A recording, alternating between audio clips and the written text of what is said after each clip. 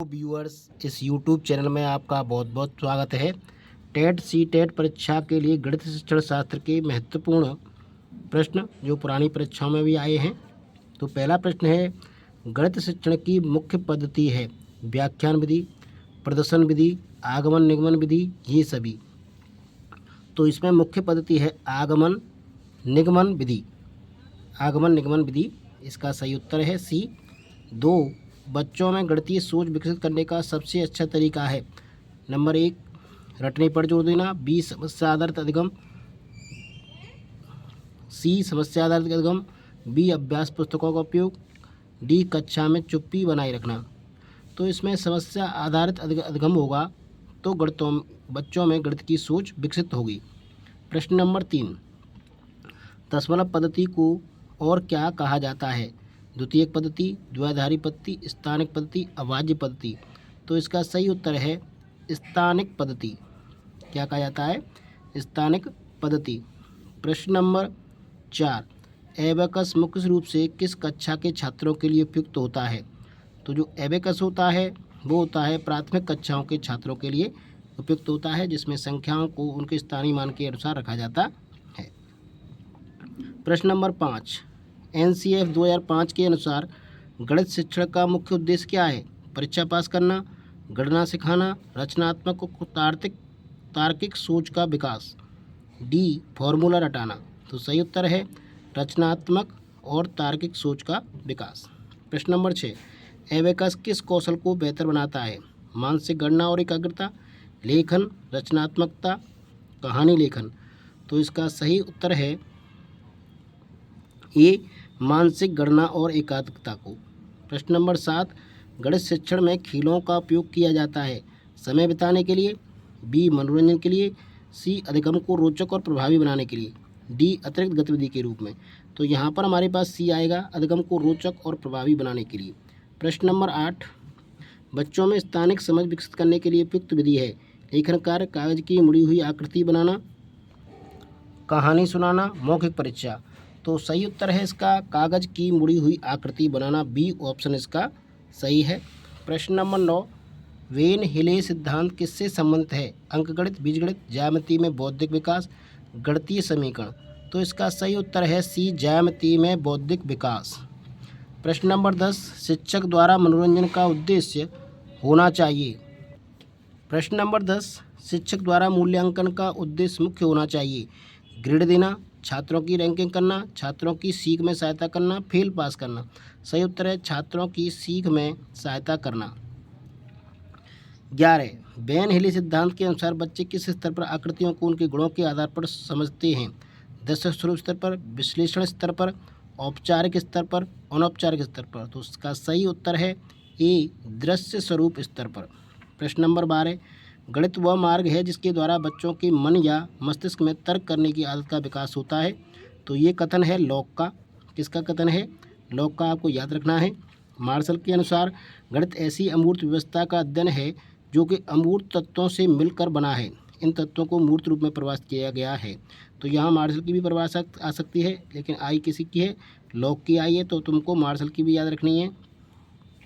प्रश्न नंबर 13, गणित में त्रुटि विश्लेषण का उपयोग किया जाता है बच्चों को डांटने के लिए, परीक्षा में अंक काटने के लिए, बच्चों की गलतियों को समझने और सुधारने के लिए, परिणाम सुधारने के लिए। सही उत्तर है सी, बच्चों की गलतियों एवं को समझने और सुधारने के लिए। मानसिक गणित संबंधी गतिविधियां महत्वपूर्ण हैं क्योंकि यह मानसिक संगणना संबंधी प्रक्रियाओं का विकास करती हैं, क्योंकि शिक्षार्थी तेज गति से संख्याओं के परिकलन के बीच संबंधों की पहचान करने की कोशिश करते हैं। तो ये एक फैक्ट है। प्रश्न नंबर 14, गणितीय अवधारणाओं को बच्चों तक पहुंचाने का सर्वोत्तम तरीका क्या है? प्रत्यक्ष अनुभव, बी, रटाना। गणितीय अवधारणाओं को बच्चों तक पहुंचाने का सर्वोत्तम तरीका है प्रत्यक्ष अनुभव कराना। प्रत्यक्ष अनुभव कराना। प्रश्न नंबर 15, वेन हिले मॉडल के किस स्तर पर विद्यार्थी ज्यामितीय प्रमेयों के बीच संबंध समझने लगता है? विश्लेषण स्तर, अनौपचारिक विचार स्तर, औपचारिक निगमन स्तर, दृश्य स्तर।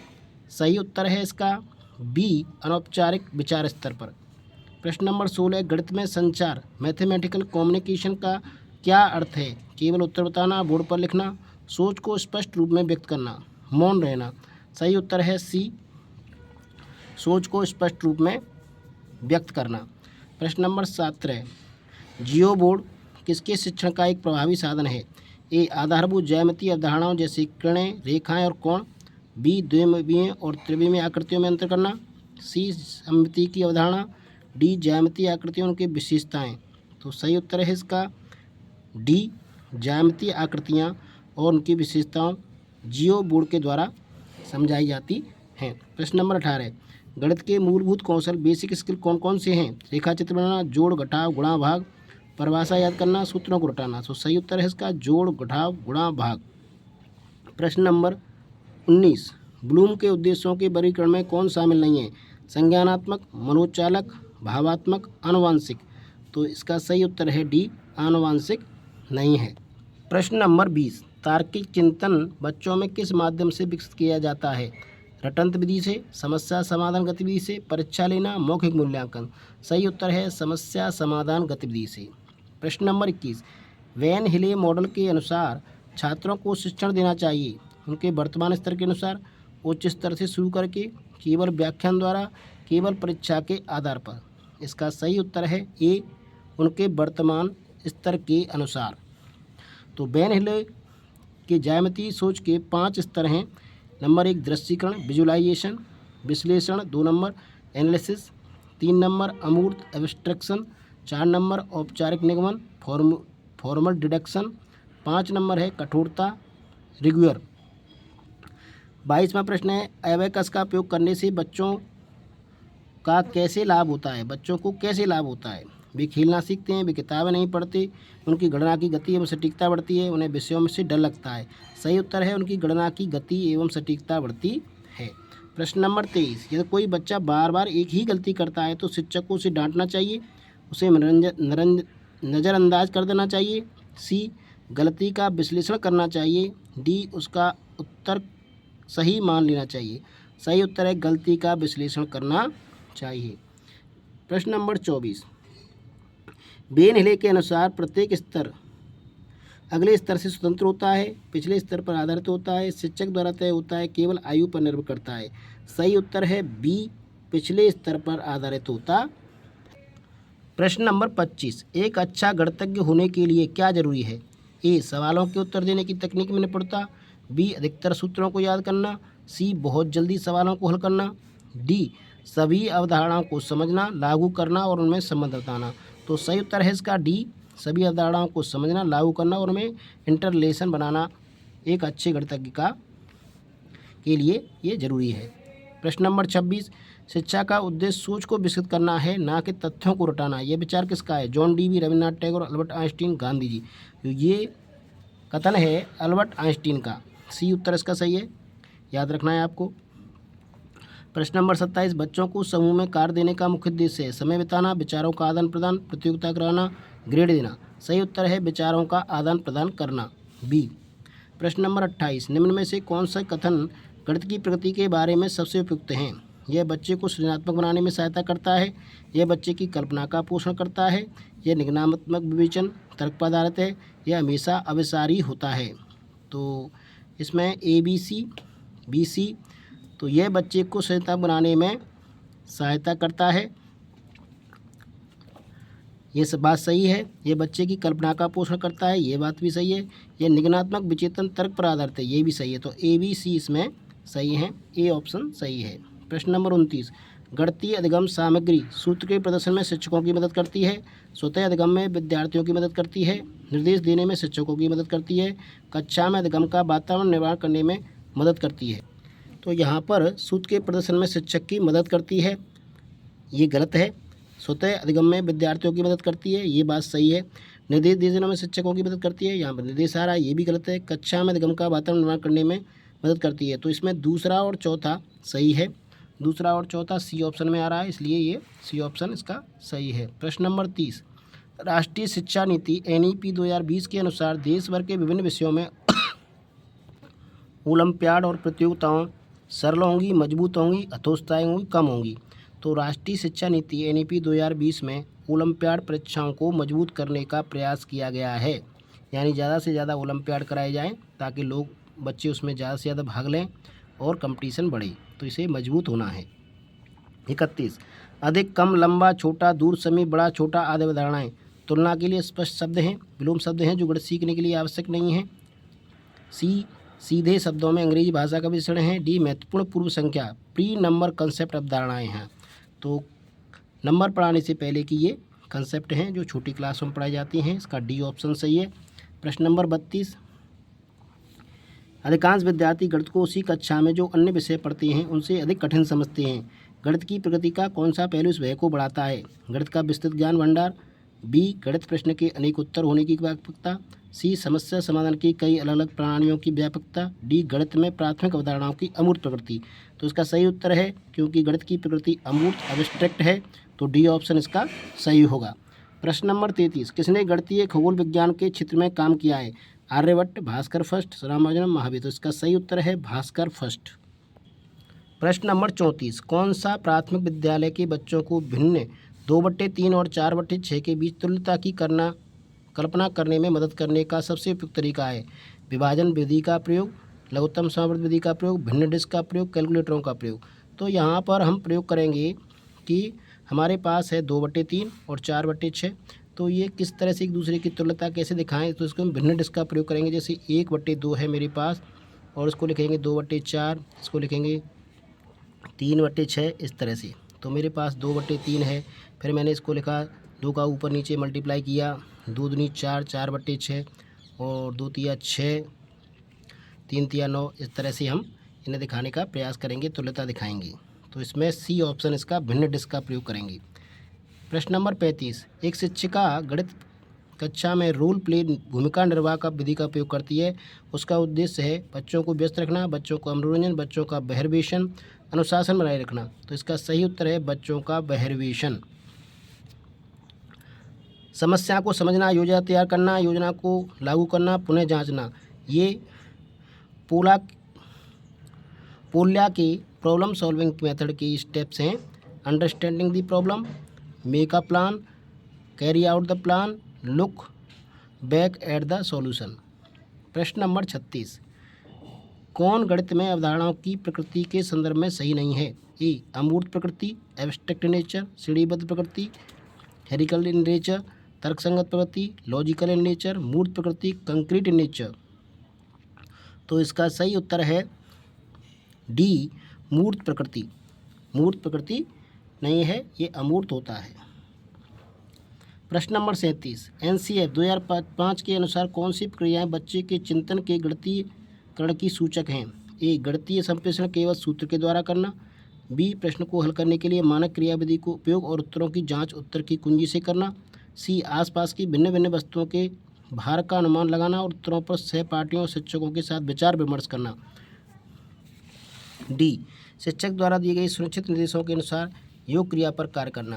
तो ये नहीं हो सकता, इसका सही उत्तर है सी उत्तर इसका सही है। आसपास की भिन्न भिन्न वस्तुओं के भार का अनुमान लगाना और उत्तरों पर सहपाठियों तथा शिक्षकों के साथ विचार विमर्श करना। प्रश्न नंबर 38 सामान्य गणित सीखना कठिन है क्योंकि इसकी प्रकृति मूलतः अमूर्त है, बच्चे से नहीं चाहते, शिक्षण पद्धति तत्वपूर्ण, गणित के अच्छे शिक्षक उपलब्ध नहीं हैं।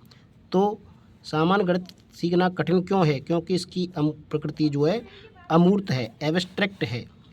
39 एल्गोरिथम बच्चों में नहीं विकसित कर सकते, रटना, सूत्र, तर्क और समझ, ज्ञान।